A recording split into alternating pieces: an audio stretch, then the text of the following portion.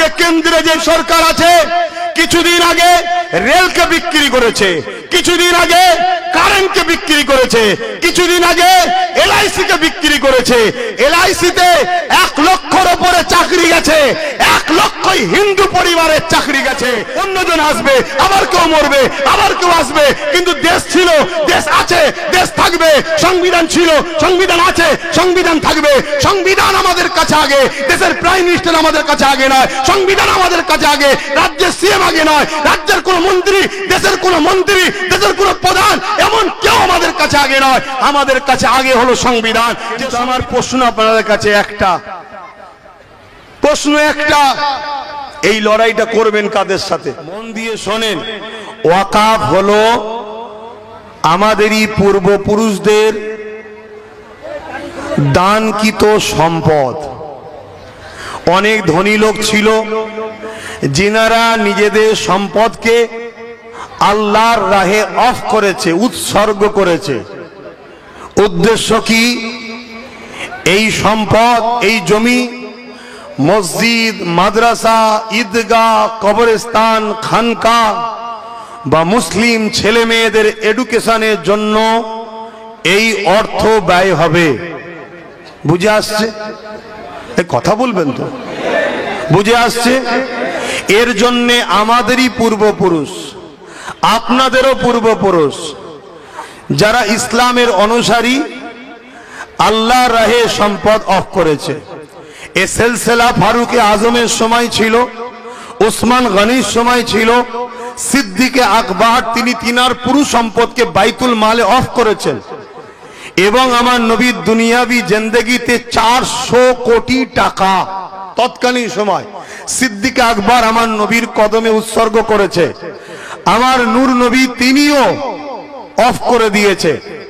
তো এই যে সম্পদ আল্লাহর রাহে অফ করা হয়, এই অর্থ মসজিদে যাবে, মাদ্রাসার কাজে লাগবে, খানকা, ঈদগাহ, বিশেষ করে গরিব ছেলে মেয়েদের এডুকেশনের জন্য খরচ হবে।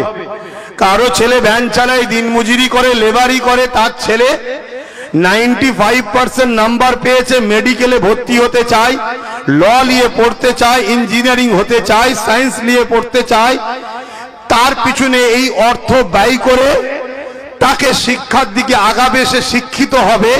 মৌলানা আবুল কালাম আজাদ, এপিজে আবুল কালাম যেমন ভারতের বিখ্যাত একটা সায়েন্টিস্ট এবং জিনার জন্য ভারত দাদা হয়ে আছে, অর্থাৎ পারমাণবিক শক্তির মেন মাস্টার মাইন্ড, ওই রকম আমার ভারতের লক্ষ কোটি মুসলিম ঘরের সন্তান আছে। এক একটা এপিজে আবুল কালাম হতে পারে, কিন্তু তাদেরকে এগিয়ে না দিয়ে তাদের পিছন থেকে পা ধরে টানা হয়েছে, তাই তারা আগাতে পারেনি। যদি গভর্নমেন্ট দেশ ভাবতো আমাদের আরো আবুল কালাম দরকার, তাহলে এই সমাজের মুসলিম ছেলেদের পিছনে তাদেরই পূর্বপুরুষদের দান করা ওয়াকাফের সম্পদ যদি খরচ করত, আরো হাজারো হাজারো সায়েন্টিস্ট, আরো হাজারো হাজারো বড় বড় বিজ্ঞানী তৈরি হয়ে তারা আমার দেশকে সার্বিক দিক দিয়ে শক্তিশালী করত, তাহলে আমেরিকাকে আব্বা বলতে হতো না, আমেরিকা আমাদের জুতোর তলায় থাকতো। ঠিক না বেঠিক? কিন্তু দুঃখের বিষয়, দুঃখের বিষয়, এদের নোংরা মেন্টালিটি, এদের নোংরা মনোভাব, এদের নোংরা ক্যারেক্টারের জন্য আজকে আমাদের ওয়াকাফ সম্পত্তি 77 বছর ধরে তছনছ হচ্ছে। কত বছর? 77 বছর ধরে পুরো ভারত জুড়ে লক্ষ লক্ষ বিঘে, 27 লক্ষের উপরে বিঘে জমি আছে, যার টাকার গণনা আপনাকে ক্লিয়ার বলা সম্ভব নয়। আপনি হয়তো অজ্ঞানে পড়ে যেতে পারেন, এত টাকা। এই বিশাল সম্পদ 77 বছর ধরে চুরি হচ্ছে, এই বিশাল সম্পদ 77 বছর ধরে লুট হচ্ছে। আমি জানি না আমার বক্তব্য কজনের পছন্দ হবে, কেন রিসেন্ট কিছু লোক ওয়াকাফ নিয়ে আন্দোলন করছে, তাদের মূলত জানো লক্ষ্য শুধু কেন্দ্র সরকারের বিরোধী করা। বাকি যারা খাচ্ছে খাগি যাক, কেন এরা তো আমাদের ভাগ দেয়, ও তো ভাগ দেবে না। আমি ওই সকল হারামখোরদের মতো চিল্লাবো না।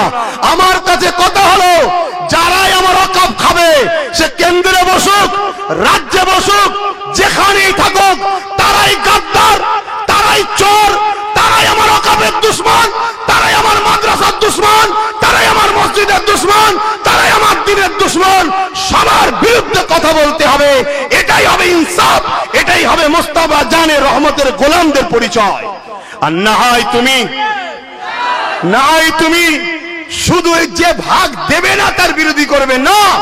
খুব মন দিয়ে শোনেন, ৭৭ বছর ধরে এই সম্পদকে ঝেড়ে খাওয়া হচ্ছে। আজকে কেন্দ্রে যে সরকার আছে, কিছুদিন আগে রেলকে বিক্রি করেছে, কিছুদিন আগে কারেন্টকে বিক্রি করেছে, কিছুদিন আগে LIC কে বিক্রি করেছে। LIC তে 1 লক্ষর উপরে চাকরি গেছে, 1 লক্ষই হিন্দু পরিবারের চাকরি গেছে। কেন্দ্রের সরকার শুধু মুসলমানদের দুশমন নয়, ও ভারতের দুশমন, ও হিন্দুদের দুশমন, প্রত্যেকটা ভারতীয় দুশমন। কারণ এর আগে রেল বিক্রি করে দিয়েছে। হকারদের আজকে কি অবস্থা দেখুন। হকারি করে কারা? বেশিরভাগ তো মুসলিম ভাইরা সেখানে রয়েছে। LIC করে কারা? বেশিরভাগ তো মুসলিম ভাইরা রয়েছে। ট্রেনে জব করে কারা? বেশিরভাগ তো মুসলিম ভাইরা রয়েছে। তাহলে কৃষকদের বিরুদ্ধে আইন করতে গেছে। এইভাবে বার বার বার বার আমার ভারতবর্ষটাকে তছনছ করে দিচ্ছে।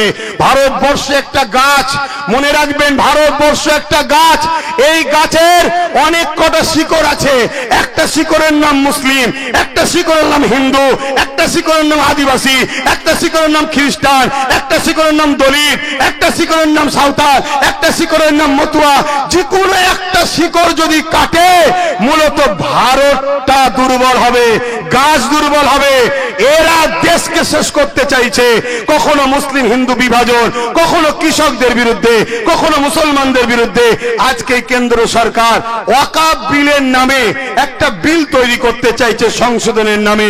সেখানে কি বলছে? আমরা মুসলমানদের ভালো চাই। আরে শুধু মুসলমানদের ভালো করবি কেন? দেশের মাথায় বসে আছিস, হিন্দু ভাইরা কি অপরাধ করেছে? দেবত্ব সম্পত্তি সংশোধন করবি না কেন? শিক্ষারি বলে কি বলে, আদিবাসীদের জল জঙ্গলের সম্পত্তি সংশোধন করবি না কেন? সবারটা কর না। মুসলমানদের ঘরে বোকা বানাতে চাইছে। কি চাইছে? ৭৭ বছর ধরে আমাদের সম্পদের টাকা সবাই মিলে লুটে পুটে খেয়েছে। এরা চাইছে পুরো বিল করে ওয়াকফের টোটাল জায়গাকে আমরা নিজেরা আত্মসাৎ করে নেব, আমরা নেব। এখন প্রশ্ন হতে পারে, ৭৭ বছর ধরে সবাই খায়, এর বিল করার শখ গেল কেন? হঠাৎ বিল করতে কেন চাইছে? এর কারণটা একটু মন দিয়ে শোনো। গুজরাটে একটা মসজিদ আছে ১৩০০ বছর বয়স, কেরলে একটা মসজিদ আছে ১৪০০ বছর বয়স।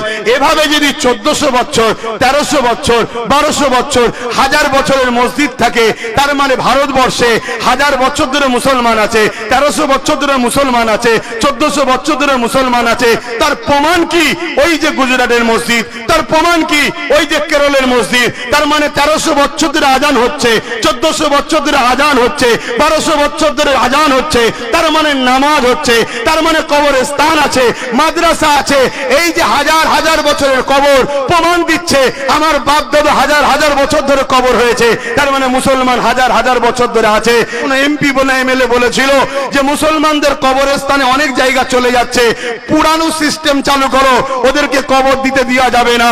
আগামী দিন যদি এই ওয়াকফ বিল করে লাই, তোমাকে পুরানো হবে, তোমার দাদাকে পুরানো হবে, তোমার মাকে পুরানো হবে, তোমার নানাকে পুরানো হবে। তুমি যদি মনে করো এই পুরানো সিস্টেম চালো, তাহলে ওয়াকফ বিল করতে দাও, হাতে হাত দিয়ে বসে থাকো। যদি বলো না, নিজের অধিকার নিবার জন্য তোমাকে আগিয়ে যেতে হবে। এটা তোমার ইনসানিয়াত, এটা তোমার ইনসাফ, এবং তোমার দেশ তোমাকে রাইট দিয়েছে। এই অধিকার তুমি নিবার জন্য যা খুশি করতে পারো, তোমাকে তোমার দেশ রাইট দিয়েছে, তোমার সংবিধান তোমার পাশে আছে। কেউ প্রধানমন্ত্রী আজকে, কত প্রধানমন্ত্রী মরে গেছে, এ কাল মরে যাবে, অন্যজন আসবে, আবার কেউ মরবে, আবার কেউ আসবে। কিন্তু দেশ ছিল, দেশ আছে, দেশ থাকবে।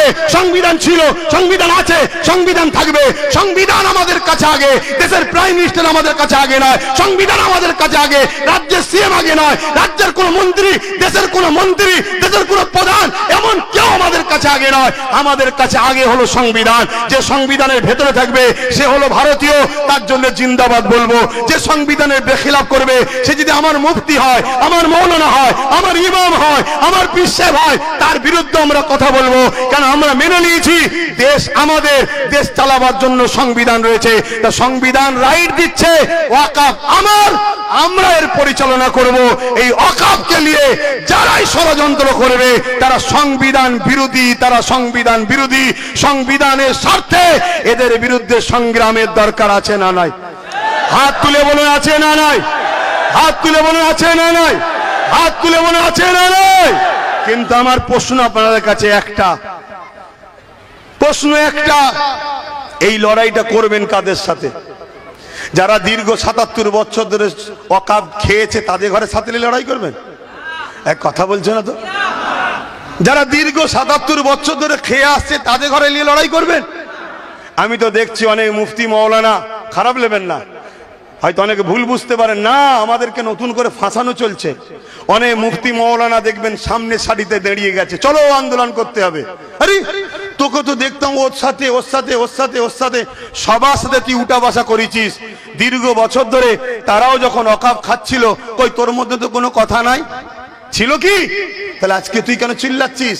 অতএব সাবধান হন, সতর্ক হন। আমি শেষ কথা বলছি, আমি 2014-15 থেকে ওয়াকফের পক্ষে আন্দোলন করছি না করিনি? দেখেছেন না দেখেননি? তাহলে আমার বিরুদ্ধে তখন তো অনেকে বিরোধী করেছিল। আজকে কি হলো? আমি যা বলেছি বিগত দিন আজকে ঘটছে না ঘটেনি?